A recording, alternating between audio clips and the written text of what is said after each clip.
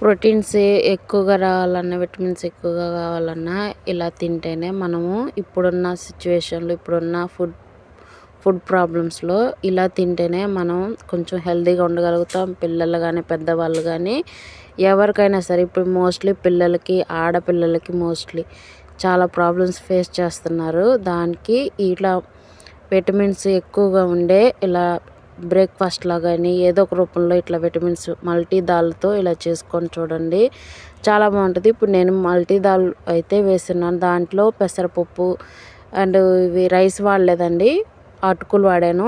పెసరపప్పు, అటుకులు, మసూర్ దాలు, బొబ్బర్లు ఉంటాయి కదండి, అలసందలు అంటారు వైట్వి, అవి అయితే వేసాను. ఇది ఫుల్ వీడియో అయితే రిలేటెడ్ వీడియోలో అయితే ఇచ్చున్నాను, చెక్ చేయండి. అంటే నేను ఈ వీడియోలో మొత్తం క్లియర్గా ఎక్స్ప్లెయిన్ చేయలేను, అందువల్ల మీ అంటే టైటిల్ పైన రిలేటెడ్ వీడియో అని ఉంటుంది. ఈ వీడియోకి టైటిల్ పైన దాన్ని క్లిక్ చేసి చూడండి. ఫుల్ వీడియో సింపుల్ రెసిపీ అండి, పెద్ద లాంగ్ వీడియో కూడా కాదు, సింపుల్గా చేసుకోవచ్చు, ఈజీగా అయిపోతుంది. దీంతోపాటు చట్నీ, మంచి హెల్తీ చట్నీ కూడా చూపించున్నాను, చూడండి, క్లిక్ చేసి చూడండి. నచ్చితే లైక్ చేయండి, కామెంట్ చేయండి. ఇలాంటి మరిన్ని వీడియోస్ మళ్ళీ వస్తుంటాయి.